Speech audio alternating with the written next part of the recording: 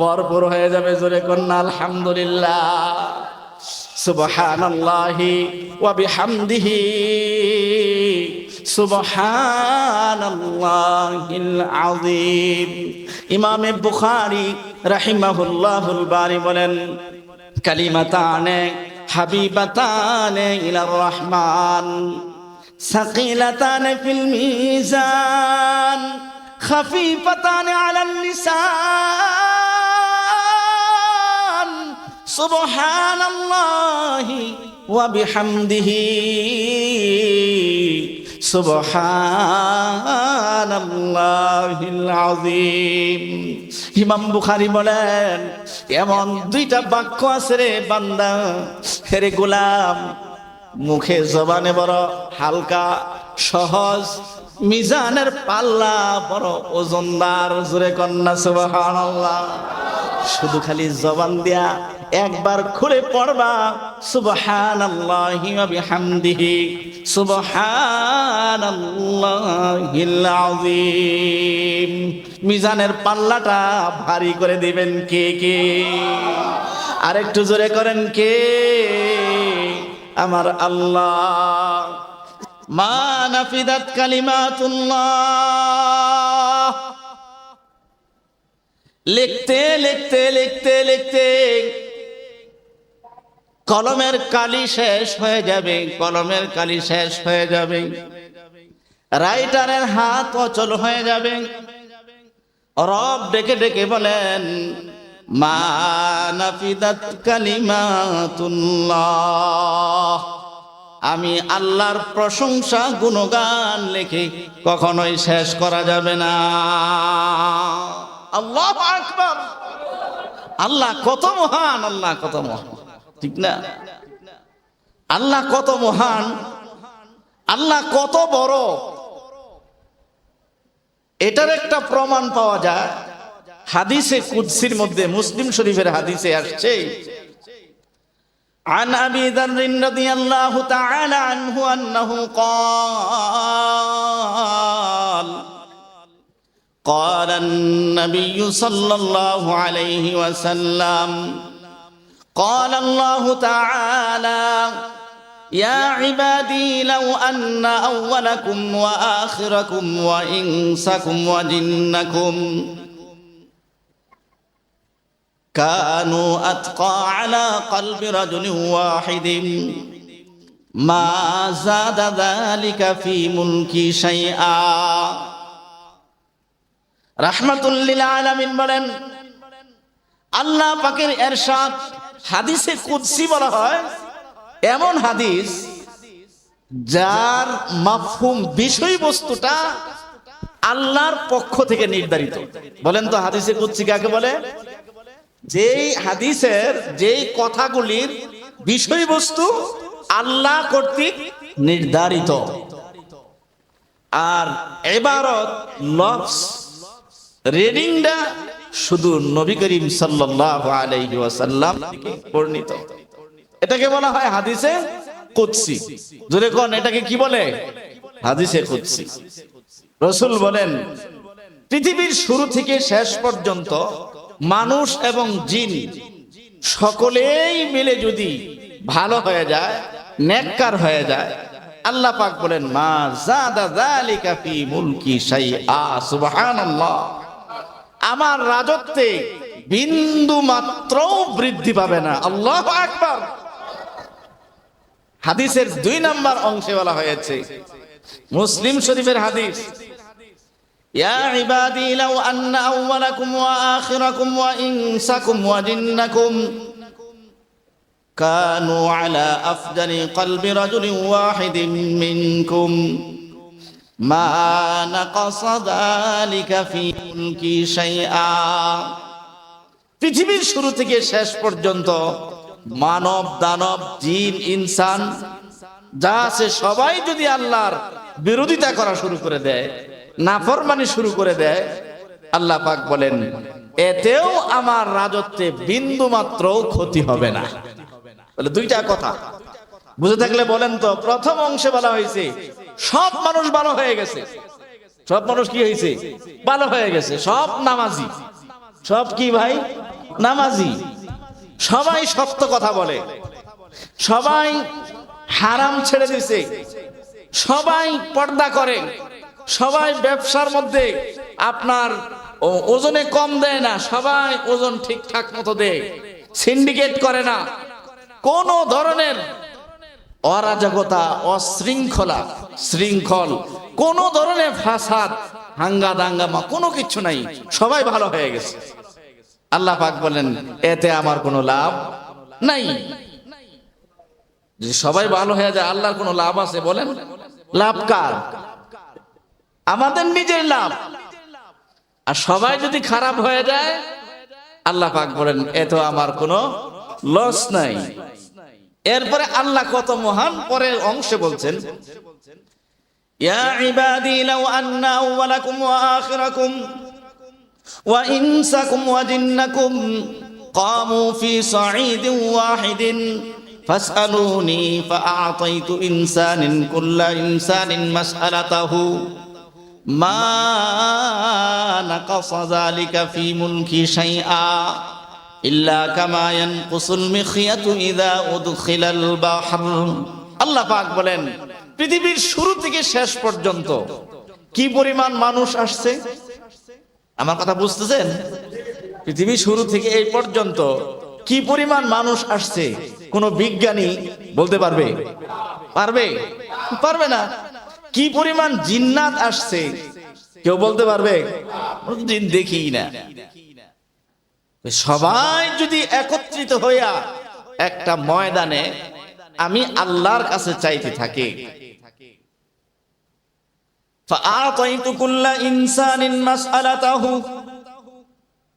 প্রত্যেকটা বান্দা বান্দিকে আমি আল্লাহ তার চাওয়া জিনিসগুলো দিতেই থাকি, দিতেই থাকি, দিতেই থাকি।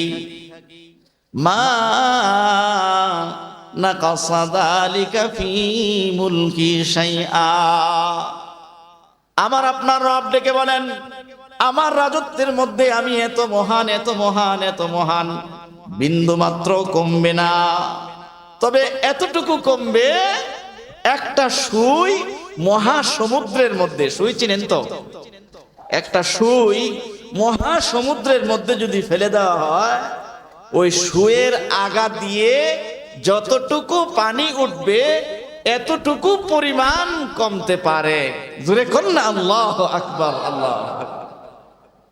একটা মহাসমুদ্র থেকে যদি একটা সুয়ের আগা দিয়ে সামান্য পানি ওঠে, বুঝে থাকলে বলেন তো এই সাগরের পানি কতটুকু কমবে? কথা বুঝতেছেন আমার? পানি কমবে একটুকু নাও না, বুঝাই যাবে, আন্দাজ করার মতোই না। তাহলে দেখেন আমাদের যাত্রা গন্তব্য যেখানে শেষ, ওখান থেকে আল্লাহ তাআলার যাত্রা শুরু। আমরা কেমন আল্লাহ পাইছি। এই জন্য আমি শুরুতে বলছি যে আসুন না সেই মহান রবের দরবারে উম্মতের উলামায়ে কেরামের জবান থেকে কত সুন্দর সুন্দর কথা, হেদায়েতি নসিহত এই ইসলাহি মাজলিসে আমরা এ পর্যন্ত শুনলাম।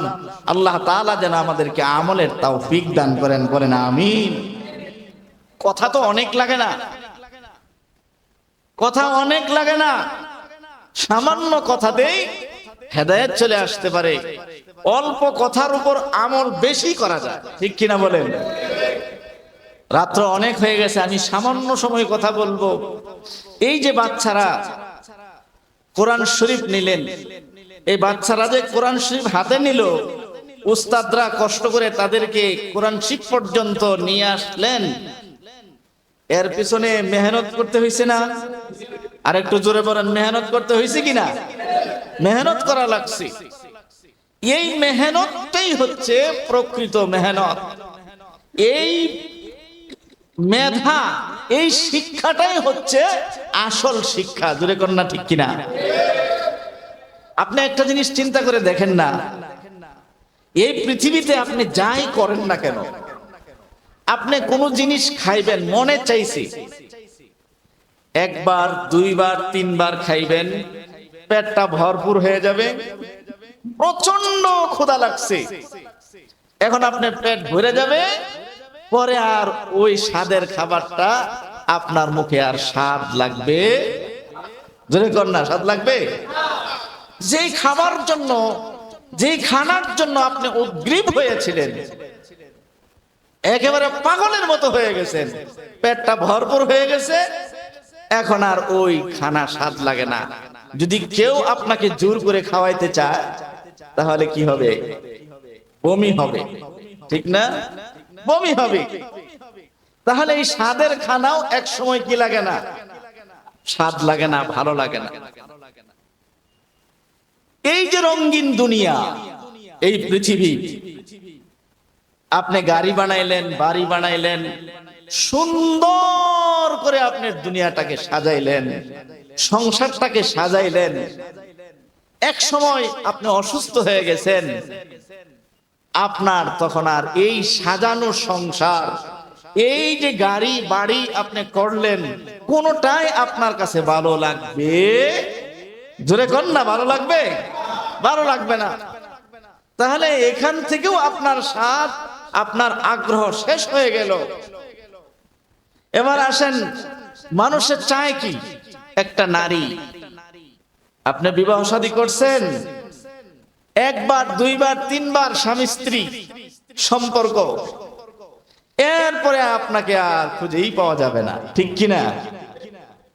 তাহলে যার জন্য আপনি এত কিছু করতেছেন, হালালকে হালাল বলতেছেন না, হারামকে হারাম হিসেবে মানতেছেন না, একটা পর্যায়ে আপনার এটার থেকেও আগ্রহ বা স্বাদ কমে যাবে, ঠিক কিনা বলেন? এখানেও শেষ। মদ পান করে, হেরোইন, ইয়াবা, গাঁজা, আজে বাজে কত নেশা করে, এক বোতল, দুই বোতল, তিন বোতল, এরপরে আর তারা খুঁজেই পাওয়া যাবে না, ঠিক কিনা বলেন? এর স্বাদ শেষ, এর স্বাদটাও কি শেষ। আপনি একটা কাপড় পরছেন, খুব শখের কাপড়, মনে করেন কথার কথা 500 টাকা গজের কাপড় কিনছেন, পড়তে পড়তে পড়তে পড়তে কয়েকদিন গেলে আপনি এই কাপড়ের থেকেও আপনার মন উঠে যাবে, ঠিক কিনা বলেন? তাহলে এত আগ্রহ করে কাপড়টা বানাইলেন, ঈদের সময় মহিলারা কিনলো, এখান থেকেও তার আগ্রহ শেষ, এটা আর ভালো লাগে না। এ দোস্ত আহবাব,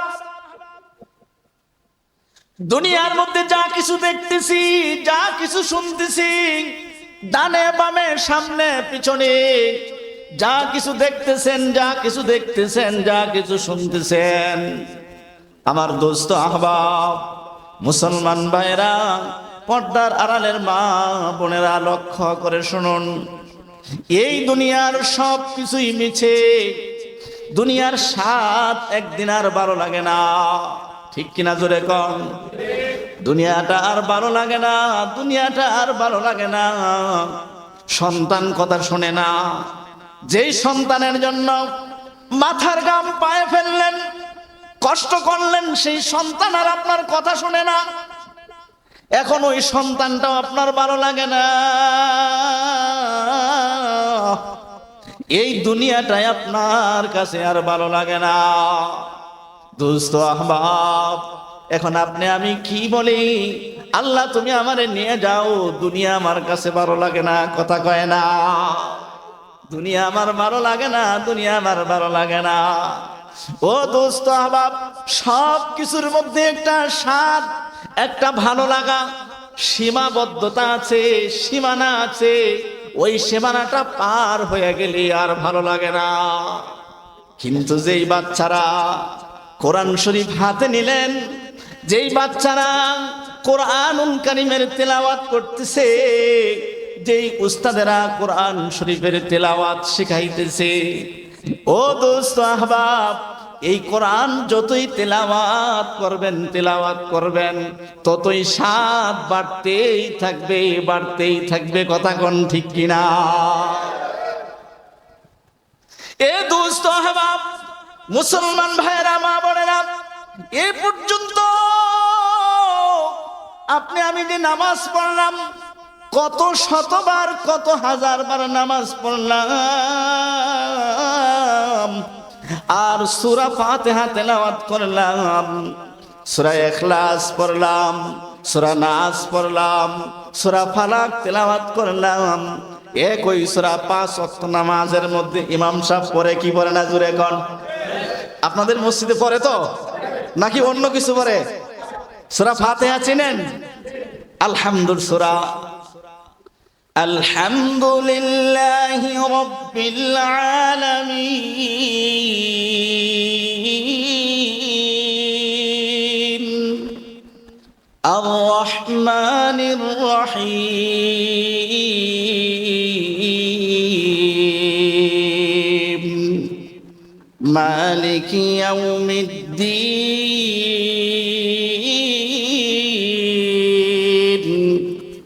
ইয়্যাকা না'বুদু ওয়া ইয়্যাকা নাস্তাঈন। ভালো লাগে না খারাপ? আর জোরে কোন ভালো না খারাপ? কণ্ঠ দিয়া পড়লেও ভালো লাগে। আরে দোস্ত, স্বাভাবিকভাবে পড়লেও ভালো লাগে। কোনদিন আজ পর্যন্ত মসজিদের সভাপতি বলে নাই, সেক্রেটারি সাহেব বলে নাই, কেশিয়ার সাহেব বলে নাই, হুজুর এত বছর ধরে একই সূরা শুনতেছি, এই সূরা আর কোনদিন পড়বেন না, কথা কোন ঠিক কিনা? কোনদিন বলছে? আপনাদের এলাকায় বলছে? আমাদের দিকেও না, আপনাদের দিকে কেউ বলছে না? বলে নাই। যতই পড়েন ততই স্বাদ, ঠিক কিনা বলেন? যতই পড়েন ততই মজা, যতই পড়েন ততই মজা। বলেন না যতই পড়েন ততই, যতই পড়েন ততই মজা, যতই পড়েন ততই মজা। রব বলেন ওয়ারাত্তিলিল কুরআনা তারতিলা। আরে আমার কোরআনটাকে তারতিলের সাথে পড়ো, আরে আমার কোরআনটাকে সুন্দর করে পড়ো, আমি রবকে খুশি করার জন্য পড়ো। তুমি যদি পড়তে নাও পারো,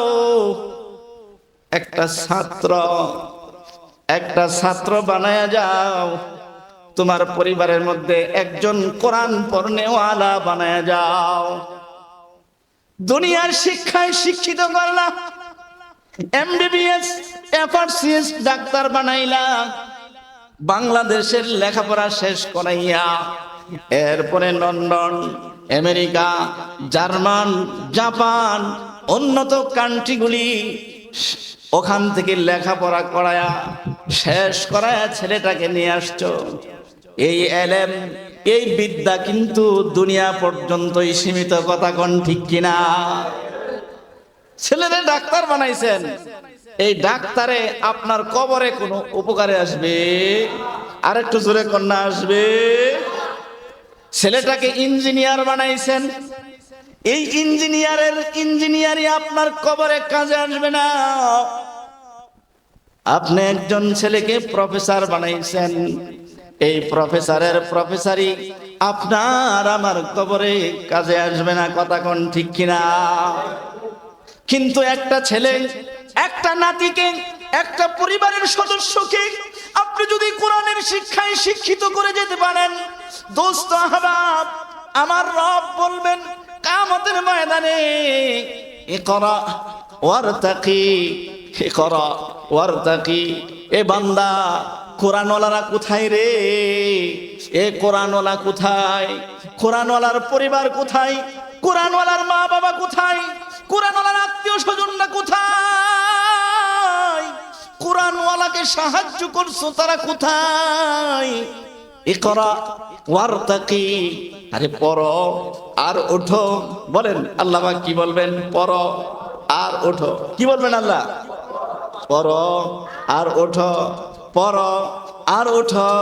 বলেন না পড়ো আর ওঠো, পড়ো আর ওঠো, পড়ো আর ওঠো। জোরে কর না, কে বলবেন? কে কে কে কে? আর একটু জোরে আমার মাওলাকে ডাক দিয়ে বলেন না কে? আমার মাওলা বলবেন ইকরা, পড়ো, ওয়ারতাকি, আর উপরের দিকে ওঠো। উপরের দিকে মানে কি? এক একটা আয়াত পড়বা আর এক একটা তালা তোমার জন্য হয়ে যাবে, জোরে কন্যা সুবহানাল্লাহ। এক একটা আয়াত পড়বে আর এক একটা তালা তার জন্য হয়ে যাবে।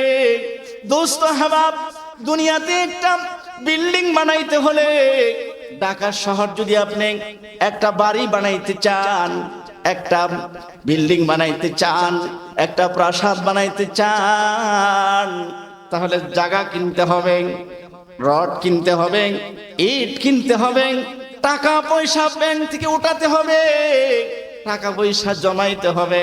দোস্ত আহবাব, অনেক কিছু সাধনা করার পরে আপনার একটা বিল্ডিং হবে, কথা কোন ঠিক কিনা? এছাড়া হবে না। কিন্তু আমার রব বলেন, ইয়ে বান্দা, তুমি যদি 3 বার শুধু কুল হু আল্লাহর সূরা ইখলাসটা পড়ে ফেলো, বান্দা, 1 খতম কোরআনের সওয়াব তোমার আমল নামায় আমি আল্লাহ নগদ লিখে দিব। 3 বার পড়লেই কয় খতমের সওয়াব, ধরে কোন না? এখানেই কথা শেষ নয় বান্দা। দুনিয়াতে জায়গা কিনতে হয়, রড কিনতে হয়, সিমেন্ট কিনতে হয়, ইঞ্জিনিয়ারের কাছে যেতে হয়, প্ল্যানারের কাছ থেকে প্ল্যান আনতে হয়, রাজক থেকে অনুমোদন আনতে হয় কি হয় না, জোরে কোন? এরপরে অনেক কিছু করার পরে একটা বিল্ডিং বানাইতে হয়। বান্দারে, আল জান্নাতু কিয়ান, তোমার জান্নাতটা কিন্তু খালি ময়দান, তোমার জান্নাতটা খালি ময়দান। বান্দা, তুমি দুনিয়াতে একবার সুবহানাল্লাহ বলবা আর একটা জান্নাতে গাছ হয়ে যাবে, জোরে কন্যা সুবহানাল্লাহ। একবার আলহামদুলিল্লাহ পড়বা, আসমান আর জমিনের ফাঁকা জায়গাটা সওয়াবের দ্বারা ভরপুর হয়ে যাবে, জোরে কন্যা আলহামদুলিল্লাহ। সুবহানাল্লাহি ওয়া বিহামদিহি, সুবহানাল্লাহিল আযীম। ইমামে বুখারী রাহিমাহুল্লাহুল বারী বলেন, কালিমাতানে হাবিবাতানে ইলার রহমান, সাকিলাতানে ফিল মিজান, খাফিফাতানে আলাল লিসান, সুবহানাল্লাহি ওয়া বিহামদিহি, সুবহানাল্লাহিল আযীম। ইমাম বুখারী বলেন, এমন 2টা বাক্য আছে রে বান্দা, রে গোলাম, মুখে জবানে বড় হালকা সহজ, মিজানের পাল্লা বড় ওজনদার, জোরে কন্যা সুবহানাল্লাহ। শুধু খালি জবান দিয়া একবার খুলে পড়বা, সুবহানাল্লাহি ওয়া বিহামদিহি, সুবহানাল্লাহিল আযীম। মিজানের পাল্লাটা ভারী করে দিবেন কে কে? আরেকটু জোরে করেন, কে? আমার আল্লাহ। জান্নাতের মধ্যে আপনি আমল করতে থাকবেন, আর জান্নাতের মধ্যে প্রাসাদ হবে, জান্নাতের মধ্যে চারা হবে, জান্নাতের মধ্যে ফল গাছ হবে। দোস্ত, আল্লাহর পয়গম্বর বলেন, এরে উম্মতেরা আমার, 10 বার সূরা ইখলাস পড়বা। কি সূরা, জোরে কোন না? সূরা ইখলাস চিনেন? কোন সূরা? বিসমিল্লাহির রহমানির রহিম।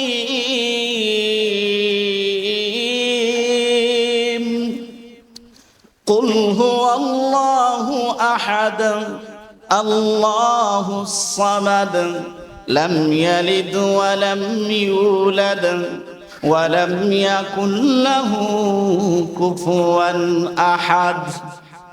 এই হলো সূরা ইখলাস। 1 মিনিট লাগছে, জোরে কোন লাগছে? 1 মিনিটও লাগে নাই। ওরে দোস্ত, আমার বাবাজিরা, পর্দার আড়ালের মা বোনেরা, ওরে যুবক, জীবনে কত গান তুমি মুখস্থ করলা, জীবনে কত প্রেমের ছন্দ তুমি মুখস্থ করলা, এর যুবক কত কবিতা তুমি মুখস্থ করলা, জীবনে কত কিছুই না তুমি শিখলা। আমার মাওলার মিষ্টি ভাষার কোরআন, যে কোরআন দুনিয়াতেও পড়লে লাভ, আখিরাতেও পড়লে লাভ, সেই কোরআনটা তুমি সুন্দর করে পড়তে পারলা না। কথা কোন ঠিক কিনা? এরে যুবক, এরে যুবতী, মনে রাখবা, তুমি দুনিয়ার শ্রেষ্ঠ শিক্ষায় শিক্ষিত হয়ে গেছো।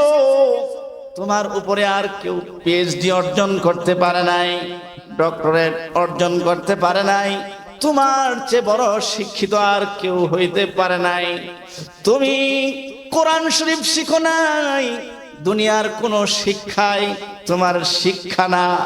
এই শিক্ষা তোমার দুনিয়াতেই শেষ, কবরে তোমার কাজে আসবে না। কথা কোন ঠিক কিনা? আমার মাওলা বলেন, এর বান্দা, 3 বার যদি সূরা ইখলাসটা পড়ে ফেলো, পুরা কোরআন শরীফের খতমের সওয়াব তোমার আমলনামায় লিখে দেব। 10 বার, জোরে কোন না কয়বার? 10 বার যদি তুমি সূরা ইখলাসটা বসে পড়তে পারো রে বান্দা, আমি আল্লাহ সাথে সাথে তোমার জন্য জান্নাতের মধ্যে একটা বালাখানা তৈয়ার করে দেব। জোরে কন্যা সুবহানাল্লাহ। জান্নাতের মধ্যে বালাখানা কে কে চান না? একটু হাত দেখান তো। হ্যাঁ, সবাই চান। বোঝা গেল ওয়াজ বুঝতেছেন। এবার বলেন তো, জান্নাতে বালাখানা কে কে চায়? যে হাত উঁচু করে আমার মালিককে দেখেন। আল্লাহু আকবার, নারে তাকবীর, নারে তাকবীর। আল কোরআনের আলো, আল হাদিসের আলো, আল্লাহ পাক আমাদের এই হাতগুলিকে কবুল করেন। জোরে কোন আমিন। তাহলে 10 বার পড়লে যদি জান্নাতের মধ্যে একটা বালাখানা হয়, আপনি যদি 20 বার পড়ে ফেলেন, তাহলে কয়টা জান্নাত হবে বলেন? জোরে কোন না। মানে পরিচিত ওয়াজ করতেছি, যেহেতু কোরআনের। খারাপ লাগতেছে আপনাদের? এই ওয়াজ তো সবাই জানে, তারপরে মুযাক্কির ফাইন্না যিকরা তানফাউল মুমিনিন। আপনি যদি 20 বার পড়েন, জান্নাতে 2টা বালাখানা। 30 বার যদি পড়েন, হিসাব করেন জান্নাতে কয়টা বালাখানা? 40 বার পড়লে 50 বার, 60, 70, 80, 90, 100 বার সূরা ফাতিহা, ইখলাস, কুল হুয়াল্লাহর সূরা সারা দিনে পড়াটা এটা কোনো ব্যাপার? জোরে কোন না ব্যাপার? কত অবসর সময় নষ্ট করো রে যুবক, কত সময় অপচয় করো ফেসবুকে, ঠিক না বে ঠিক?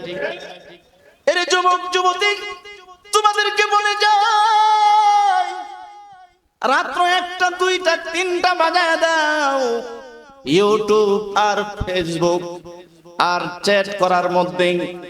এর যুবক, 10টা মিনিট যদি তুমি লাগাইয়া 10 বার মালিকের সূরা ইখলাসটা পড়তে পারতা, এর যুবক, এর যুবতী, সাথে সাথে আমার মাওলা তোমার আমলনামায় জান্নাতে একটা বালাখানা তৈয়ার করে দিতেন। জোরে কান্না সুবহানাল্লাহ।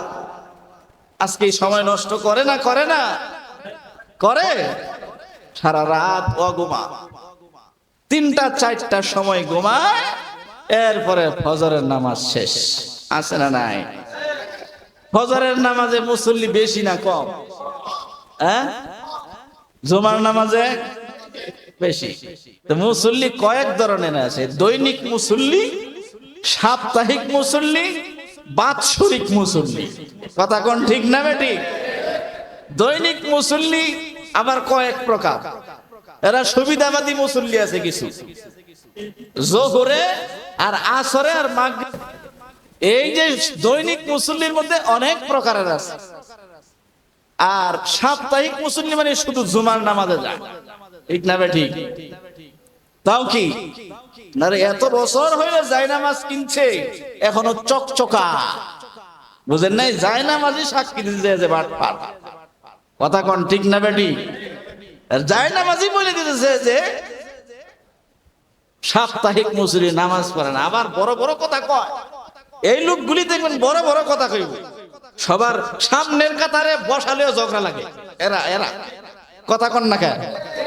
এরাই ঝগড়া লাগে। এরা আবার সমাজের নেতৃত্ব দেয়, মাতাব্বরি করে, বিচার করে। কথা বুঝেন নাই? এই হলো অবস্থা। সাপ্তাহিক মুসল্লি জমায় যায় সামনের কাতারে, আর ইমাম সাহেবরে পাইলে তো কোনো কথাই নাই, ইচ্ছা মতনের সাইজ করে রাগ করে আইছে বউর লগে। হে রাগ বউর লগে না জানতে ভাইরা গে রাগ ডালে কার সাথে? ইমাম সাহেবের সাথে। হ্যাঁ ইমাম সাহেব আপনি এমনে দাঁড়াইছেন, এমনে দাঁড়াইলেন না কেন? এই কথা কেন কইলেন? এই কথা কেন কইলেন না? এই নানান ধরনের ছুতা খুঁজে আর ভুল ধরার চেষ্টা করে। আছে না নাই? আপনাদের এলাকায় নাও থাকতে পারে, অন্যান্য এলাকায় আছে না নাই? এটা ঠিক না। উলামায়ে কেরামকে, ইমাম সাহেবকে স্বাধীনতা দিতে হবে।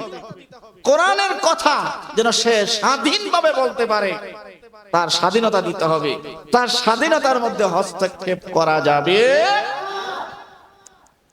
বিগত সরকার পদে পদে, মাহফিলে মাহফিলে উলামায়ে কেরামদেরকে মানে এমন ভাবে বাধা সৃষ্টি করছে, মাইক পর্যন্ত টেনে নিয়ে গেছে। কথা কন না কেন? কথা বলতে দেয় নাই। মসজিদের মেম্বারগুলি ভয়ে থরথর করে কাঁপছে। ভাইয়েরা আমার, আমি সেদিকে যাচ্ছি না। এই যে বিষয়গুলি, এটা হলো আপনার নামাজ না পড়ার কারণে, এলেম কালাম না থাকার কারণে এই দুরবস্থা। মুহতারাম হাজিরিন, তো কোরআনুল কারীমের এই শিক্ষা যদি ভিতরে থাকতো, তাহলে প্রতিদিন 5 ওয়াক্ত নামাজ মসজিদে যায় পড়তো। ঠিক না বে ঠিক? সাপ্তাহিক মুসল্লিও হতো, দৈনিক মুসল্লিও হতো, বাৎসরিক মুসল্লি মানে ঈদের নামাজে যায়। ঠিক না বে ঠিক? আল্লাহু আকবার। এই জন্য আমাদের মধ্যে যে বিষয়টার অভাব, সেটা হলো কোরআনের এলেমের আজকে অভাব। আপনি যদি সকালবেলা খালি পেটে শশা খান, হুজুর সারাদিন আপনি যাই খান না কেন, ওই শশাটায় ঢেউ দিবে না। আমার কথা কি বুঝতেছেন? খালি পেটে যদি রসুন খান, সারাদিন যত কিছুই খান, আপনার ওই রসুন ঢেউ আসবে। ঢেউ বুঝেন তো? Decor decor. শশা খাইলে ওই শশাটাই ডেকোর আসবে। যদি ছোট্ট সময় আপনার বাচ্চাকে কোরআনের শিক্ষায় শিক্ষিত করতে পারতেন, একেবারে গোড়াতেই সর্বপ্রথম যদি তাকে লা ইলাহা ইল্লাল্লাহু মুহাম্মাদুর রাসূলুল্লাহ, সন্তানকে বলতেন, এ সন্তান তুমি বলো না লা ইলাহা ইল্লাল্লাহু, আল্লাহ ছাড়া কোনো ইলাহ নাই, তিনি একক, তার কোনো শরীক নাই। বাচ্চা তুমি এই কথাটা বলো, আশহাদু আল্লা লা ইলাহা ইল্লাল্লাহু মুহাম্মাদুর রাসূলুল্লাহ, মুহাম্মদ সাল্লাল্লাহু আলাইহি ওয়াসাল্লাম আল্লাহর বান্দা ও রাসূল। প্রথমে কালেমাটা শিখাইয়া দিতেন। বাচ্চার মনে এই কালেমার প্রভাব, কালেমার তাসির কলবের মধ্যে পয়দা হয়ে যেত। কথা কোন ঠিক কিনা? এ দোস্ত আহবাব, খালি পেটে শশা খাইলে যেমন সারাদিন যত কিছুই খান না কেন, ওই শশার ডেকুর আসতে থাকে। রে দোস্ত, এরে যুবক, এরে যুবতী মা, তোমাদেরকে বলে যায়, সন্তানটাকে যদি জীবনের শুরুতেই কালেমার শিক্ষায় শিক্ষিত করতে পারতা, তাওহীদের একত্ববাদের শিক্ষায় শিক্ষিত করতে পারতা, কোরআনের শিক্ষায় শিক্ষিত করতে পারতাম, এর যুবক, এর যুবতী মা, ও এলাকার মা ও বোনেরা, ভাইরা, মুরব্বী বাবাজিরা, এই সন্তানকে আপনি ডাক্তার বানান, ইঞ্জিনিয়ার বানান, প্রফেসর বানান, বিজ্ঞানী বানান, যা কিছু বানান না কেন, এই সন্তানের গোড়াতেই আছে কালেমার শিক্ষা। এই সন্তানের জীবনের শুরুতেই আছে হলো কোরআনের শিক্ষা। এই সন্তান যত কিছুই হোক না কেন, অন্তত পক্ষে আপনি মা এবং বাবা, আত্মীয় স্বজন, মুরব্বীদের সাথে কোনোদিন বেয়াদবি করবে না। কথা কোন ঠিক কিনা? এই সন্তান কোনোদিন সমাজের মধ্যে দুর্নীতিবাজ হবে না। কথা কোন ঠিক কিনা? দুর্নীতি করবে না, লক্ষ লক্ষ কোটি কোটি টাকা বিদেশে পাচার করবে না। এই সন্তান কোনোদিন সুদ খাবে না। এই সন্তান চাকরি নিলে কোনোদিন ঘুষ নেবে না। এরে বাবা, এরে দুস্থ, এই সন্তান যত বড় শিক্ষিতই হয়ে যাক না কেন, কোরআনের অ্যাকশনে, কোরআনের তাসিরে তার ভিতরে আল্লাহ পাকের ভয় কাজ করতে থাকবে। ফলে এই মানুষটা দুনিয়ার শিক্ষায় শিক্ষিত হয়ে গেল, আখিরাতের লাইনের মানুষও খাঁটি মানুষ হয়ে গেল।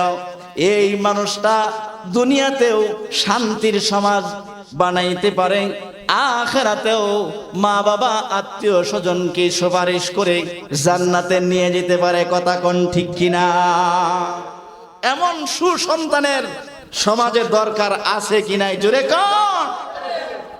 তাহলে যদি আপনার শোষণবিহীন সমাজ গড়তে চান, শান্তিময় সমাজ গড়তে চান, আপনি যদি প্রত্যেকটা মন্ত্রণালয়ে, সংসদে, পার্লামেন্টে, গণভবনে, বঙ্গভবনে, রাষ্ট্রের রান্নাঘর থেকে নিয়ে বঙ্গভবন পর্যন্ত একজন কোরআনের শিক্ষায় শিক্ষিত, কোরআনের এলেমওয়ালাকে আপনি বসায় দিতে পারেন, তাহলে ওই দেশের মধ্যে কোনোদিন চুরি হবে না, ওই দেশের মধ্যে কোনোদিন বদমাইশি হবে না, দুর্নীতি হবে না, লুটতরাজ হবে না, ছিনতাই হবে না, মানব পাচার হবে না। ওই দেশটা হবে একটা সোনার দেশ। কথা কোন ঠিক কিনা? এমন সমাজের দরকার আছে না নাই?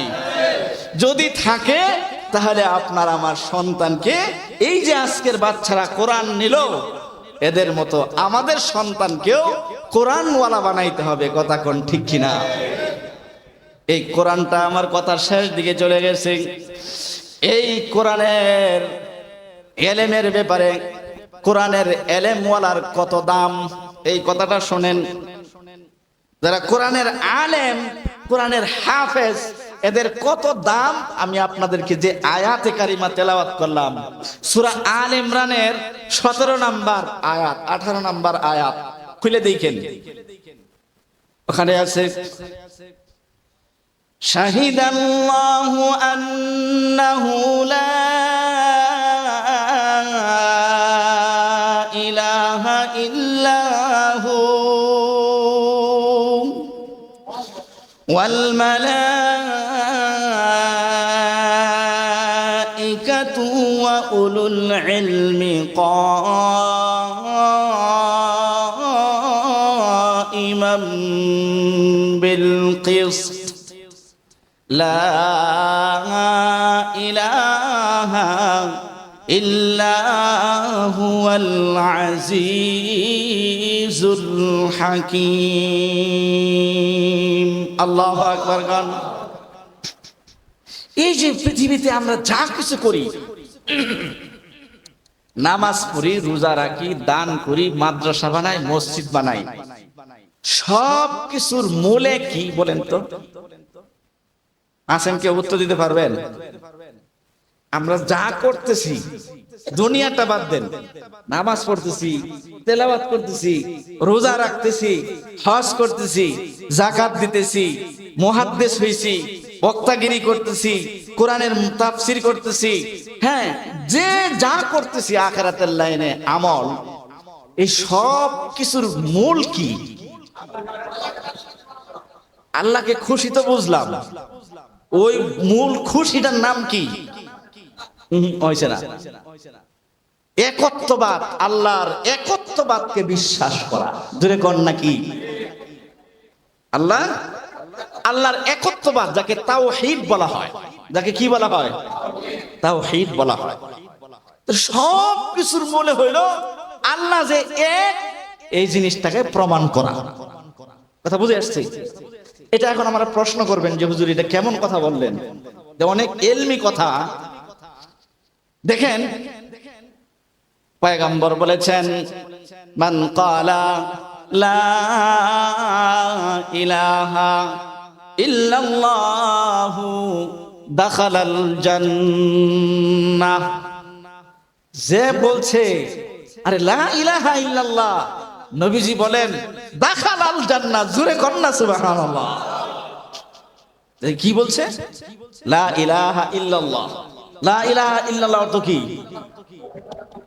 আর জোরে কর, আল্লাহ ছাড়া কোনো মুহাম্মাদুর রাসূলুল্লাহ সাল্লাল্লাহু আলাইহি ওয়াসাল্লাম, উনি হলেন আল্লাহর রাসূল। এখানে দুইটা কথা না, মাঝখানে এখানে আরেকটা কথা আপনাদেরকে বোঝার জন্য বলি। আমরা যে যারা বয়োজ্যেষ্ঠ এখানে বিবাহ করছেন, তো আলহামদুলিল্লাহ অনেক মুরব্বীরা আছেন। বিবাহ করছেন না? কে কে করছেন? সবাই নাকি? আরে বাবু হাত উড়ে লইব না তো? না, হাত উড়েছি মনে হয় এমনি। আচ্ছা, একদিন তো করবে না মান। এই যে বিবাহ যখন হইছে, তো একটা বাক্য কইছে, একটা কথা কিন্তু সবাই বলছেন, কবুল, আলহামদুলিল্লাহ বলেন নাই? এর আগে কি আপনার স্ত্রীর সাথে সম্পর্ক ছিল, পরিচয় ছিল? একটা কথার দ্বারা একজন অপরিচিতা মেয়ের সাথে, মহিলার সাথে, বেগানার সাথে আপনার সম্পর্ক হয়ে গেল, পরিচয় হয়ে গেল, সব কিছু আপনার জন্য হালাল হয়ে গেল। কথা কোন ঠিক কিনা? এতক্ষণ যাকে দেখলে গুনাহ হইতো, এখন তারে দেখলে সওয়াব আর সওয়াব। কন্না সুবহানাল্লাহ। এক কথার দ্বারা দেখেন সারা জীবন একজন আরেকজনের জন্য জান দিয়ে দিতেছে। ঠিক না বেটি? আমার কথা বুঝতেছেন? হাকিমুল উম্মত মুজাদ্দিদে মিল্লাত আশরাফ আলী থানভী রাহমাতুল্লাহি আলাইহি বলেন, খুতবাতে হাকিমুল ইসলামের দারুল উলুম দেওবন্দের মুতামিম আল্লামা কারি তৈয়ব সাহেব রাহমাতুল্লাহি আলাইহি লিখতেছেন, বান্দারে এক কথার দ্বারা একজন আরেকজনের জন্য জায়গা জমি লিখে দিয়ে দাও, একজন আরেকজনের জন্য জান দিয়ে দাও, একজন আরেকজনের জন্য নিবেদিত প্রাণ হয়ে যাও। কি করবা, কি খাওয়াইবা, দিশে হারা হয়ে যাও। কথা কোন ঠিক কিনা? মাত্র একটা কথার কারণে এত সম্পর্ক। হাকিমুল উম্মত মুজাদ্দিদে মিল্লাত শাহ আশরাফ আলী থানভী নব্বারাল্লাহু মারকাদাহু বড় আফসোস আফসোস করে বলেন, উম্মতেরা রে, আরে উম্মতেরা, দুইটা বাক্য উচ্চারণ করলাম। একটা বাক্য হলো লা ইলাহা ইল্লাল্লাহু, আরেকটা বাক্য হলো মুহাম্মাদুর রাসূলুল্লাহ। এই দুইটা বাক্য স্বীকার করার পরেও তোমার আর আমার মালিকের সাথে সম্পর্ক হলো না। কথা কোন ঠিক কিনা? এ উম্মত, প্রশ্ন রেখে গেলাম, এক কথার দাম বেশি নাকি দুই কথার দাম বেশি? জোরে কন, জোরে কন না। একের দাম বেশি না দুইয়ের দাম বেশি? একের এত দাম দিলাম, এক কথাকে এত মূল্যায়ন করলাম, সারা জীবনের সব উপার্জন তার জন্য বিলায়া দিলা রে দোস্ত, সব কিছু দিয়া দিলা একটা কথার কারণে। কাবিল তো আলহামদুলিল্লাহ, দুইটা বাক্য পড়ে কেন আমার মাওলার সাথে সম্পর্ক করতে পারলা না? নাউজুবিল্লাহ, নাউজুবিল্লাহ। এই যে কালেমা, এই কালেমার মধ্যে দুইটা কথা এমন যে সারা জীবনের সব পুঁজি এখানে আছে। কালেমায়ে তাইয়্যিবা লা ইলাহা ইল্লাল্লাহ, এটা এমন একটা মেমোরি কার্ড, সারা দুনিয়ার সব কিছু, আখিরাতের সব কিছু এই কালেমার ভিতরে ঢুকানো আছে। জোরে কন্যা সুবহানাল্লাহ। এটা হলো একত্ববাদ, তাওহীদের কালেমা। এই কালেমার ব্যাপারেই বলা হয়েছে, আমি কথা শেষ দিয়ে যাচ্ছি, এই কালেমার ব্যাপারেই বলা হয়েছে, পয়গম্বর বলেন, মদিনার নবী ডেকে ডেকে বলেন, মান ক্বালা লা ইলাহা ইল্লাল্লাহু দাখালাল জান্নাহ। যে বান্দা বান্দি ঈমানের সাথে ইখলাসের সাথে বলতে পেরেছে লা ইলাহা ইল্লাল্লাহ, সে কেমন যেন আল্লাহর জান্নাতে প্রবেশই করে ফেলছে। জোরে কন্যা সুবহানাল্লাহ। আর যার শেষ বাক্যটা হয় লা ইলাহা ইল্লাল্লাহ দাখালাল জান্নাহ, তার শেষ বাক্যটা হয়েছে লা ইলাহা ইল্লাল্লাহ, সে জান্নাতে প্রবেশ করবে। তাহলে আমরা যে সারা জীবন নামাজ পড়লাম, এটার কথা তো আসলো না। রোজা করলাম, এর কথা আসলো না। জিকির করলাম, এর কথা আসলো না। আরে নামাজ মে ক্যা মজা है, সিজদা মে जाकर देख लो,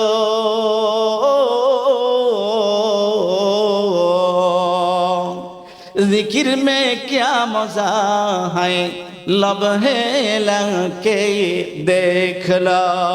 আল্লাহু আকবার। তো সব কিছুর মূলে হলো একত্ববাদ। এই একত্ববাদের সাক্ষীরা আল্লাহ পাক এই আয়াতে দিতেছেন। এই একত্ববাদের সাক্ষী, তাওহীদের স্বীকৃতি প্রথমে দিচ্ছেন শাহিদাল্লাহু আন্নাহু লা ইলাহা ইল্লাল্লাহ। আল্লাহ পাক নিজেই সাক্ষী দিচ্ছেন আল্লাহ ছাড়া কেউ নাই, এক নাম্বার। দুই নাম্বার, ওয়াল মালাইকাতু, ফেরেশতারাও সাক্ষী দিচ্ছেন আল্লাহ ছাড়া কেউ নাই, কেউ নাই। এই তিন নাম্বার সিরিয়ালে আসেন, ওয়া উলুল ইলমি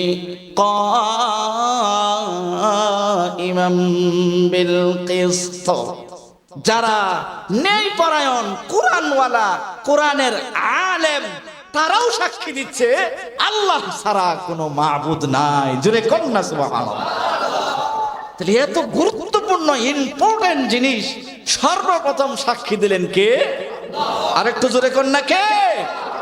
দুই নম্বরে সাক্ষী দিলেন কে? ফেরেশতা। তিন নম্বরে সাক্ষী দিল কে? আলেম, কোরআনের আলেম, কোরআনের আলেমরা সাক্ষী দিল লা ইলাহা ইল্লা হুয়াল আজিজুল হাকীম। এই একত্ববাদের সাক্ষী পৃথিবীর কোনো বিজ্ঞানী দিল না, কোনো ইঞ্জিনিয়ারও দিল না, কোনো ভার্সিটির প্রফেসরও দিল না, কোনো দেশের প্রধানমন্ত্রীও দিল না। পাশ করছে ডোনাল্ড ট্রাম্প, হে দিছে নাকি? আর জোরে কোন জো বাইডেন দিছে? ইসরায়েলের প্রেসিডেন্ট? কেউ দিল না। তাহলে এক নম্বরে সাক্ষী দিছে আল্লাহ ছাড়া কেউ নাই, এই কথার সাক্ষী আল্লাহ। দুই নম্বরে আল্লাহ ছাড়া কেউ নাই, এই কথার সাক্ষী দিছে ফেরেশতা। তিন নম্বরে আল্লাহ ছাড়া কেউ নাই, এই কথার সাক্ষী দিছে উম্মতের উলামায়ে কেরাম। তাহলে বুঝেন আল্লাহ, ফেরেশতা, এরপরে সিরিয়ালটাই হলো কোরআনের আলেম। জুরে জুরে কন্যা সুবহানাল্লাহ। তাহলে দাম কম না বেশি? এই ধরনের বেশি দামওয়ালা আমরা হইতে চাই কি চাই না? জোরে কোন? চিন্তা করে দেখছেন পৃথিবীর আর কোন জিনিসের ব্যাপারে কিন্তু নাই এইভাবে। পরের আয়াতের কথাটা শেষ, সূরা ফাতিরের 29 নাম্বার আয়াতের মধ্যে আল্লাহ পাক বলেছেন, ইন্নাল্লাযীনা ইয়াতলুনা কিতাবাল্লাহ,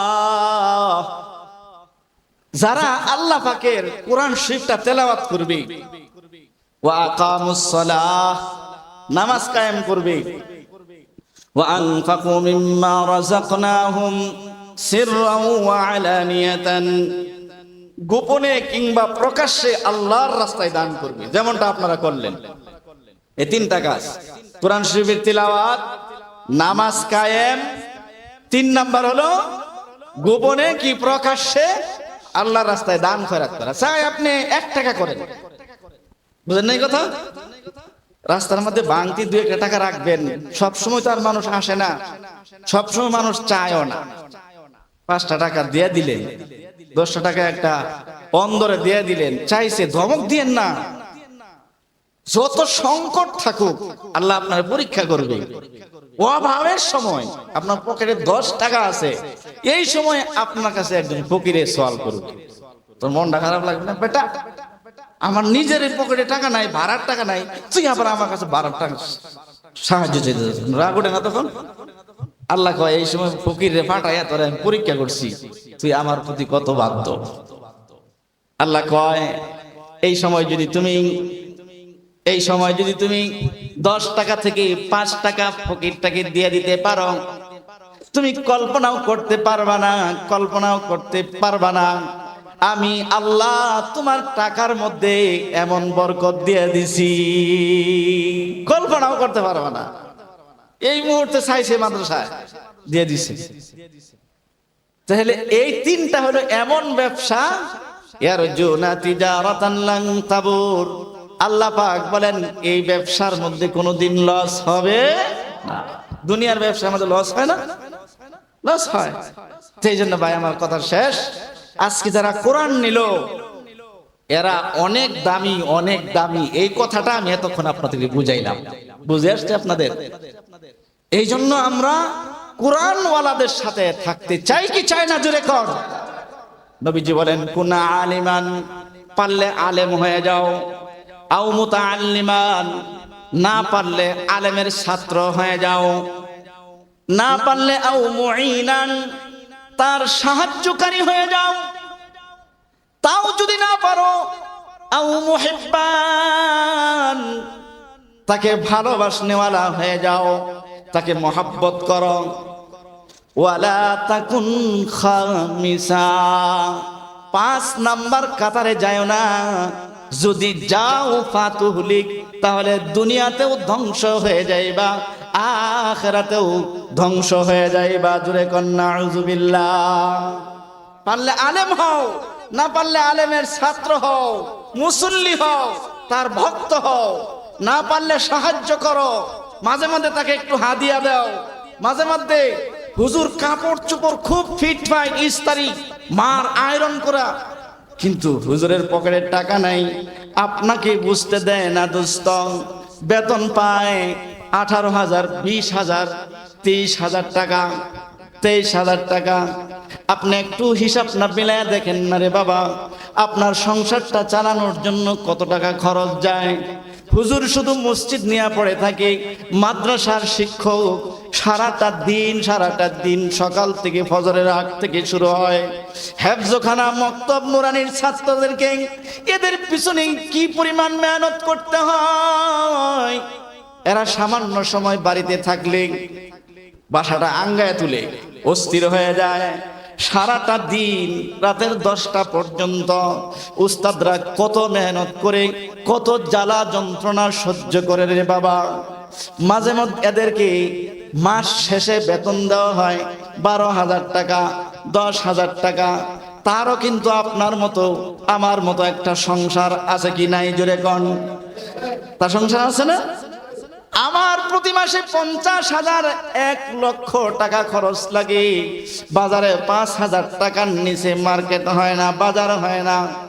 ও দোস্ত, ও যখন বাজারে যায়, এই মক্তবের শিক্ষক ইমাম সাহেব যখন বাজারে যায়, আপনাকে আমাকে বুঝতে দেয় না, গভীরে চোখ থেকে পানি ঝরে। এই জন্য মাঝে মধ্যে আহলুল্লাহ আল্লাহ ওয়ালাদেরকে একটু সাহায্য করো, হাদিয়া তোহফা দাও। এই হাদিসের মধ্যে 4টা জিনিসের কথা আছে, না হলে মুহাব্বত করো, সাহায্য করো, মুহাব্বত করো, পারলে আলেম হও, অথবা কি হও, ছাত্র হও। তাহলে প্রথম আলেম হও, নাহলে ছাত্র হও, নাহলে সাহায্য করো, নাহলে কি মুহাব্বত করো। 5 নাম্বারে যাইও না, তার বিরুদ্ধে যাইও না, ঠিক না বেঠিক? গেলে ধ্বংস হয়ে যাবে। কথা আমার এখানেই শেষ। আল্লাহ তাআলা যেন আমাদের সকলকে